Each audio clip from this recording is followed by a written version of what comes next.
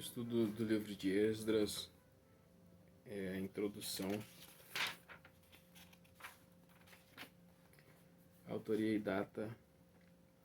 Originariamente, os livros de Esdras e Neemias constituem um só livro. Constituíam um só livro e eram a continuação direta de 2 Crônicas. Como é evidente pelo fato de que Esdras 1, do 1 ao 3, do 1 ao 3a, é praticamente idêntico a 2 Crônicas 36, 22 e 23. Por isso, o autor pode ser chamado de o cronista, e ele incorporou na sua obra uma porção de material autobiográfico de época anterior escrito por Esdras e Neemias.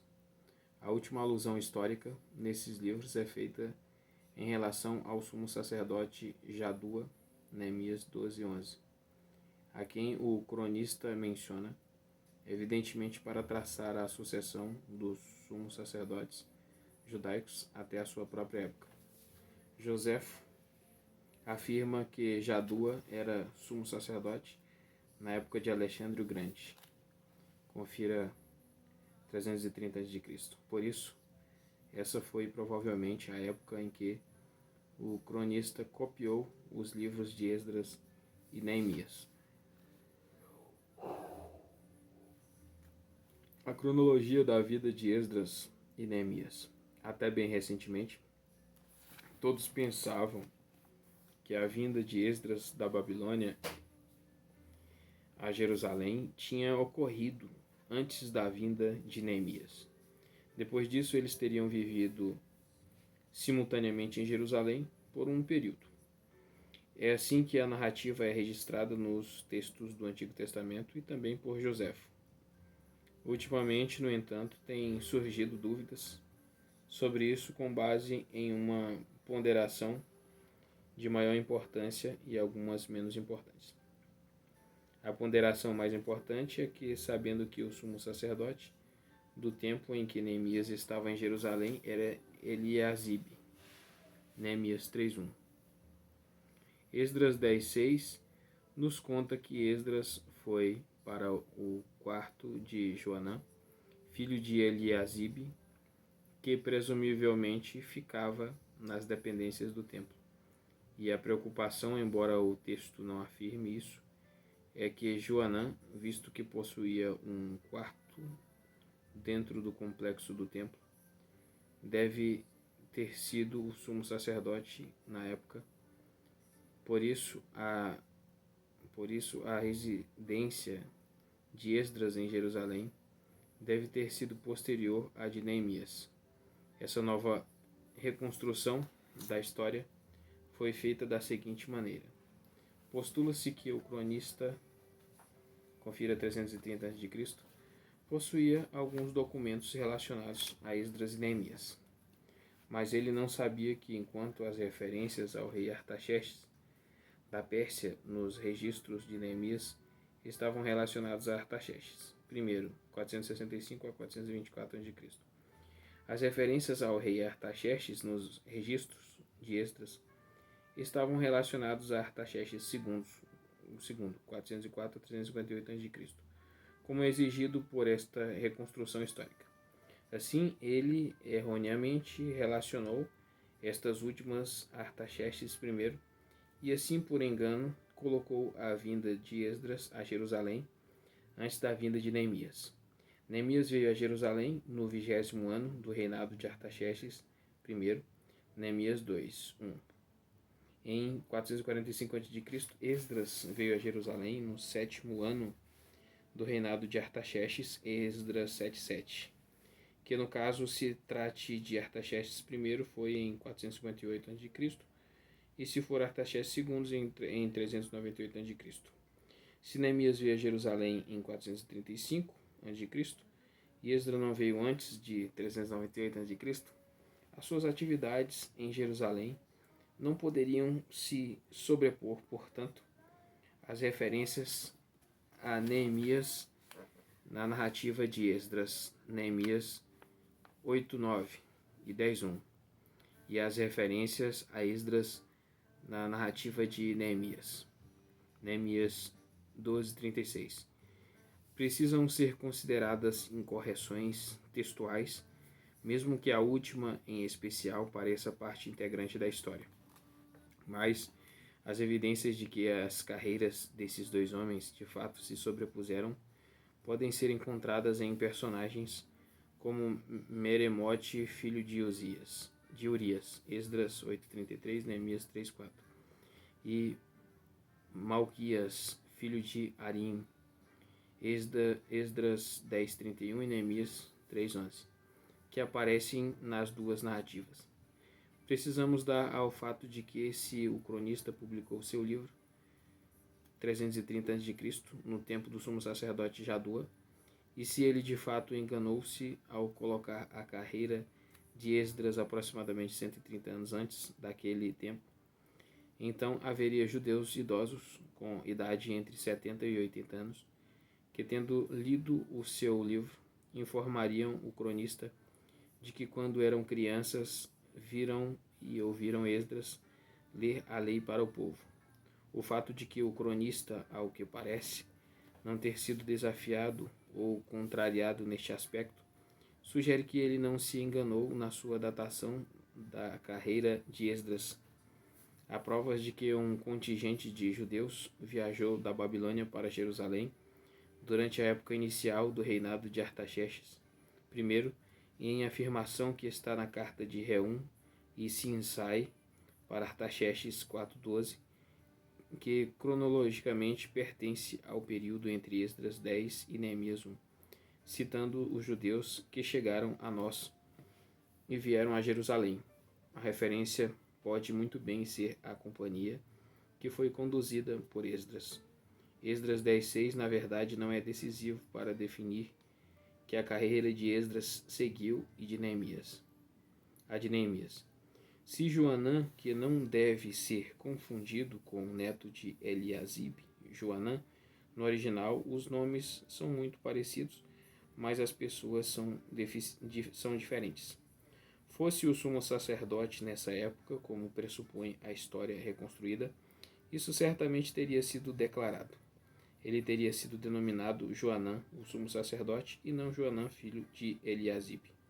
A referência de Neemias 12:22 indica que o filho de Eliasibe, que se tornou sumo sacerdote, foi Joiada, e que ele foi sucedido por Joanã, que talvez tenha sido chamado também de Jonatas, versículo 11.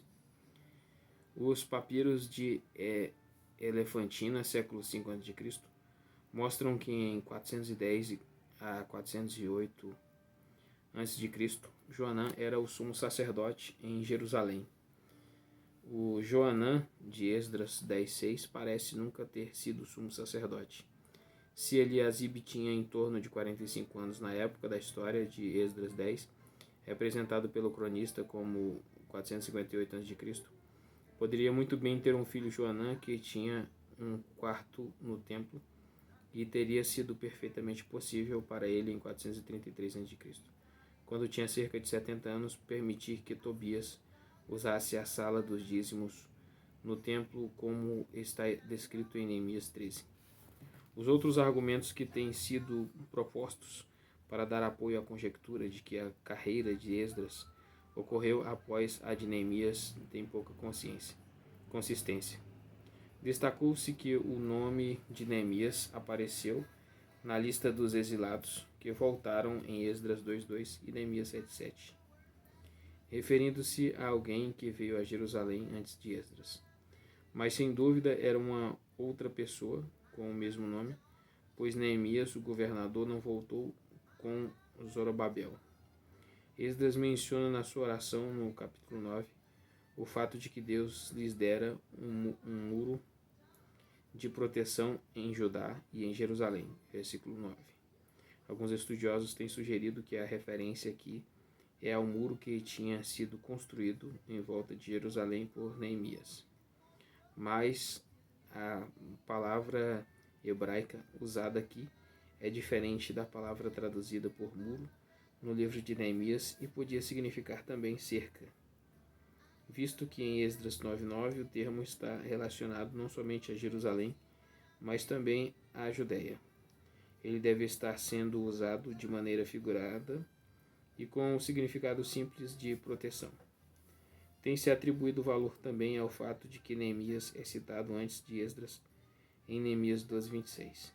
Aqui são alistados os porteiros nos dias de Joiaquim, filho de Jesua, neto de Josadaque, e nos dias do governador Neemias e de Esdras, sacerdote e escriba. Mas o fato de que a frase nos dias de é usada só 2 vezes aqui mostra que somente 2 períodos são indicados. Aquele em que Joiaquim era sumo sacerdote e aquele em que Neemias era governador e Esdras estava cumprindo a comissão real, e em relação a este último período, era natural citá-lo com o nome do governador em primeiro lugar. Esse versículo, em vez de mostrar que Esdras viveu mais tarde que Neemias, mostra que eles eram contemporâneos, o que só pode ter ocorrido se aceitamos a cronologia tradicional. Por isso, parece-nos que não há nenhuma razão forte o suficiente para crermos que o cronista se enganou grosseiramente na sua compreensão histórica do período. Primeiro retorno dos exilados judeus sob Sesbazar. Primeiro decreto de Ciro, 1 do 1 ao 4. O decreto tinha o propósito de que os judeus nos seus domínios retornassem para Judá e reconstruíssem o seu templo. A formulação exata do decreto talvez tenha sido rascunhada para Ciro por um líder dos judeus. No primeiro ano do reinado de Ciro, quer dizer o ano em que o rei persa conquistou a Babilônia, 538 a.C. Inscrições mostram que Ciro fez os povos de várias nações que tinham sido exilados na Babilônia voltarem para a sua terra natal, mas o fato de ele emancipar os judeus foi o cumprimento da promessa de Deus por meio de Jeremias, em Jeremias 29:10. Será possível que a sua declaração de que o Deus dos céus designou-me para construir um templo para ele em Jerusalém tenha sido causada porque a sua atenção foi dirigida para Isaías 44:28 e 45:13, como afirma Joséfo. 2. A resposta ao decreto, 1 do 5 ao 11. Os que se beneficiaram com a providência de Ciro pertenciam às tribos de Judá e de Benjamim. Versículo 5. Junto com alguns entre os sacerdotes e os levitas, os israelitas das tribos do norte permaneceram no exílio durante 135 anos, a mais do que aqueles, e por meio de casamentos mistos com povos de outras raças, provavelmente perderam em grande parte a sua identidade nacional. Ciro devolveu aos exilados que estavam retornando os utensílios, versículo 7, que Nabucodonosor saqueara do templo, tanto em 597 a.C., 2 Reis 24:13, como em 587 a.C., 2 Reis 25:13. Ciro designou Sesbazar, governador de Judá, versículo 8, como líder deste grupo. Em 2:2, o líder deste grupo é denominado Zorobabel, e por isso alguns têm concluído que se trata de 2 nomes para a mesma pessoa. Mas isso é improvável, visto que a narrativa do capítulo 5, quando Zorobabel ainda estava vivo, o texto faz menção de Sesbazar, como se ainda estivesse vivo. Talvez Sesbazar tenha morrido logo depois de chegar a Jerusalém, e Zorobabel tenha assumido o seu lugar como líder da comunidade. Se Sesbazar foi a pessoa chamada de Senazar em 1 Crônicas 3:18 e era filho do rei Joaquim, também chamado de Jeconias, então Zorobabel era seu sobrinho. Versículo 19. Tanto Senazar quanto Sesbazar podem provir de uma forma babilônica Sin-Abi-Utsur. 3. Lista dos judeus que retornaram, 2 do 1 ao 70. O capítulo 2 tem uma lista dos judeus que retornaram da Babilônia para Jerusalém em consequência do decreto de Ciro. Essa lista deve ter sido guardada no Arquivo Nacional dos Judeus e o cronista a descobriu e decidiu publicá-la aqui no seu relato. O líder do grupo é dado como Zorobabel. Para entender a sua relação com Sesbazar, Sesbazar, ver comentário de 1:8. O nome Zorobabel significa semente da Babilônia, indicando que ele nasceu lá. Geralmente ele é descrito como filho de Sealtiel, mas 1 Crônicas 3:19 o apresenta como filho do irmão de Sealtiel, Pedaías.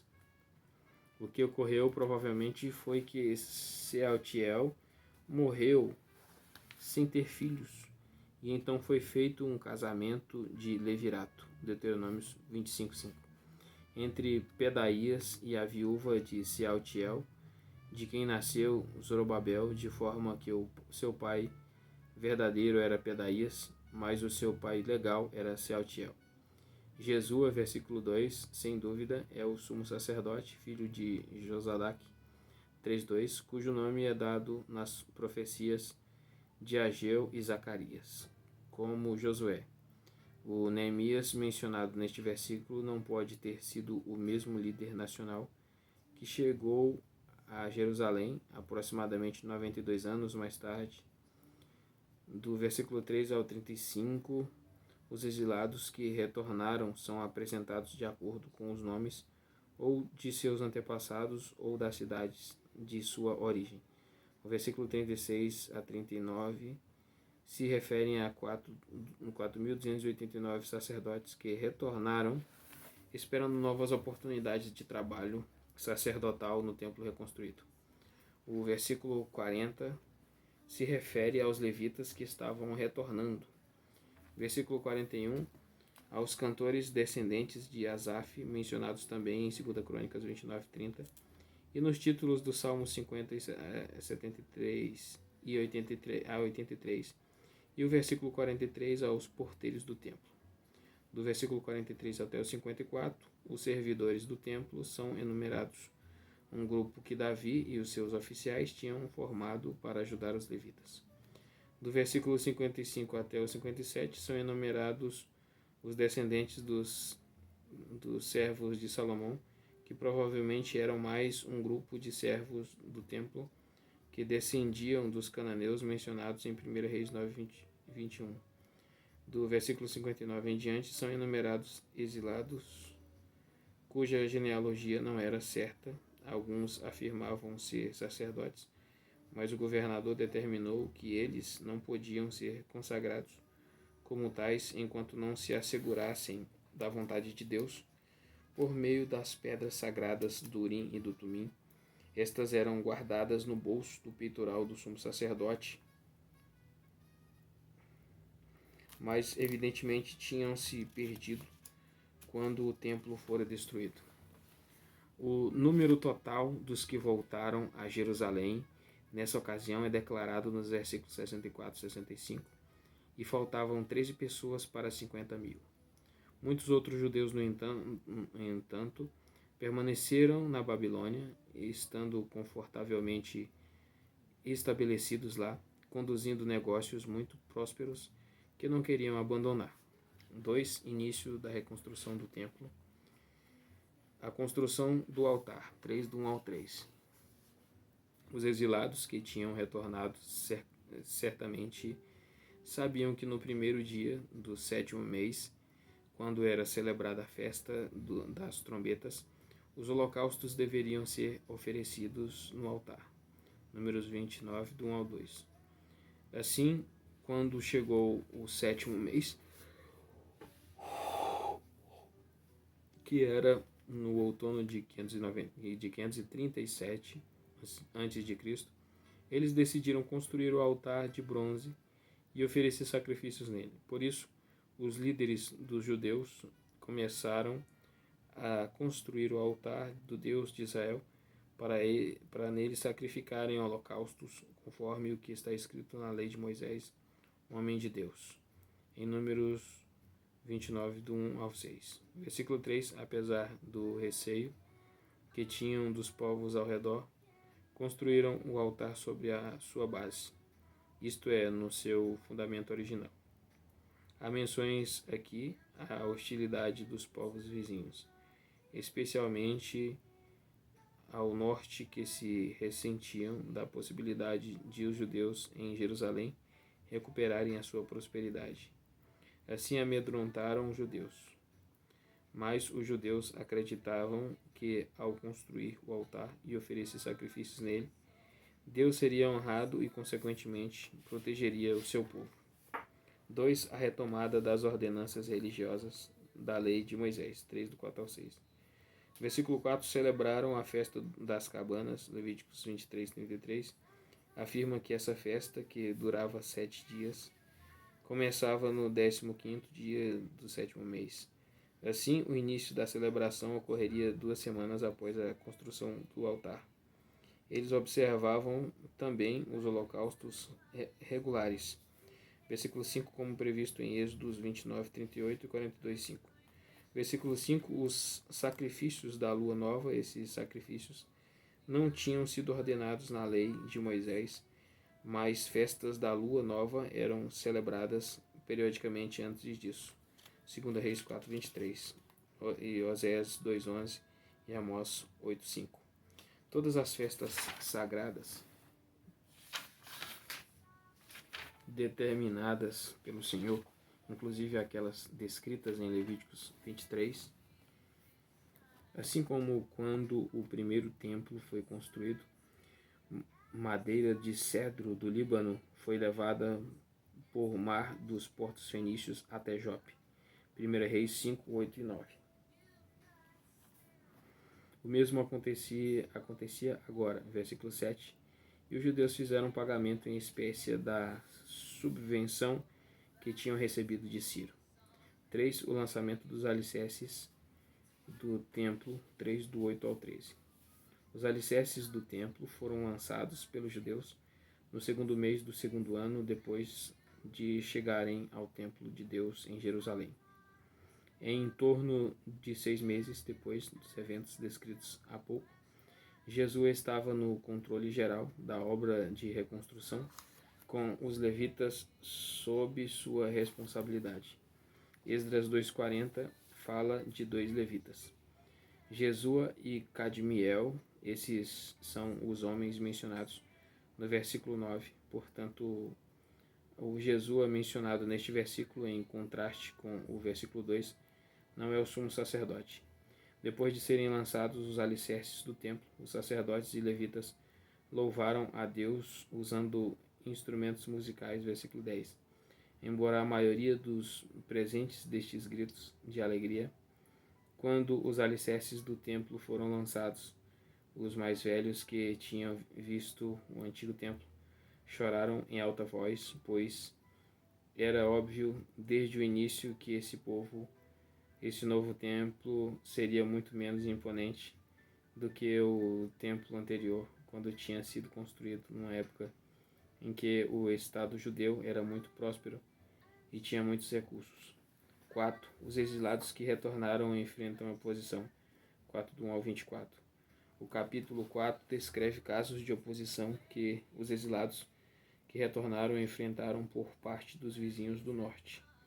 Os versículos 1 a 5 descrevem a oposição que estes fizeram aos judeus já desde o tempo em que esses começaram a reconstruir o templo, quando Ciro era rei da Pérsia, e que continuou durante 16 anos até o 2º ano do reinado de Dario I, 522 a 486 a.C. O relato é completado em conformidade com o versículo 1 ao 5. Com o versículo 24, o cronista, tendo registrado essa campanha hostil, decidiu que inseriria aqui na sua narrativa a história de campanhas posteriores de hostilidade perpetradas por esses vizinhos do norte contra os judeus.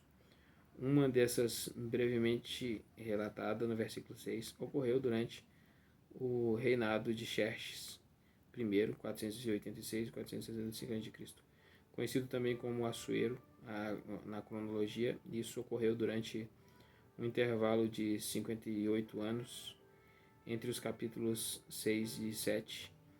A outra campanha é relatada em detalhes nos versículos 7 a 23 e ocorreu durante a primeira metade do reinado de Artaxerxes I, 465-424 a.C. Na cronologia, isso ocorreu durante o período de 13 anos entre o final do livro de Esdras e o início do livro de Neemias. Oposição durante os reinados de Ciro, Cambises e Dario. Dario I, 4 do 1 ao 5. Os que são chamados inimigos de Judá e de Benjamim, no versículo 21, e a gente da região, no versículo 4, eram os descendentes de povos que, depois de os assírios terem derrotado o reino do norte de Israel e levado para o exílio a maioria da população masculina, tinham sido importados para a área da Palestina ao norte da Judéia e contraído casamentos mistos com os que haviam permanecido, como descrito em 2 Reis 17:24. Houve uma sucessão de tais importações, uma delas feita por Esar-Adon, versículo 2, também mencionada em 2 Reis 19:39, e que reinou na Síria entre 681 a 669 a.C., e outra por Assurbanipal, versículo 10, 669 a 627 a.C. A comunidade assim formada adorava a Javé, mas era caracterizada por crenças e práticas que não se harmonizavam com isso. Mais tarde tornaram-se conhecidos como os samaritanos. Estes pediam aos líderes dos judeus que lhes permitissem cooperar na reconstrução do Templo de Jerusalém, versículo 2, afirmando que não havia diferenças essenciais entre as respectivas práticas religiosas. Mas os líderes dos judeus rejeitaram o seu pedido, sem dúvida porque consideravam que esses seus vizinhos estavam completamente enganados em relação às suas práticas religiosas. 2 Reis 17, do 32 ao 34, e que permitir essa cooperação conduziria à contaminação da fé dos judeus. Os vizinhos do norte ficaram indignados com essa recusa e realizaram uma campanha de oposição aos judeus que fez estes abandonarem por um período a obra de reconstrução do templo. Versículo 4 e 5. Letra B. Oposição durante o reinado de Xerxes I, 4.6. Na época em que Xerxes se tornou rei da Pérsia, o templo em Jerusalém já tinha sido concluído havia 30 anos. Mas assim que chegou ao trono, no início do seu reinado, os inimigos dos judeus tentaram influenciá-lo contra os judeus.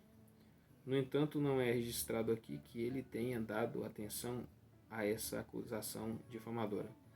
Informações mais detalhadas acerca do relacionamento entre o rei Xerxes e os judeus é fornecida no livro de Ester. Letra C. Oposição durante o reinado de Artaxerxes I, 4, do 7 a 23. Durante o governo de Esdras em Jerusalém, antes da chegada de Neemias, mais uma carta de Xerxes contra os judeus foi escrita ao rei persa pelos vizinhos do norte. Parece que a queixa foi feita primeiramente por Bislão, Mitredate e Tabeel, versículo 7, e a partir daí foi levada adiante por alguns oficiais de patente mais elevada, comandante Reum e o secretário Sinzai, versículo 8, que talvez fosse o seu secretário particular. O conteúdo da queixa era que os judeus em Jerusalém estavam reconstruindo e levantando o seu muro, E eles se queixaram de que, uma vez que os judeus tivessem permissão para concluir a sua obra, eles se rebelariam contra o rei e aí não pagariam mais impostos, tributos ou taxas. Versículo 13. E isso geraria a desonra do rei. Versículo 14. E diminuiria o território sobre o qual reinava. Versículo 16. Eles também contaram a Artaxerxes que a pesquisa nos arquivos históricos mostraria que Jerusalém era uma cidade rebelde, problemática para reis e províncias. Versículo 15. O rei Artaxerxes respondeu a essa carta de Reum e Sinzai, dizendo que tinha pesquisado os arquivos em questão e descoberto que de fato os judeus em Jerusalém tinham se envolvido repetidas vezes em rebeliões e revoltas. Versículo 19. E assim ele autorizou Reum e Sinzai ordenarem o seguinte aos judeus: que parem a obra para que essa cidade não seja reconstruída. Versículo 21. Mas ele acrescentou uma frase condicional: enquanto eu não mandar, o que significa que ele poderia mais tarde revogar sua decisão.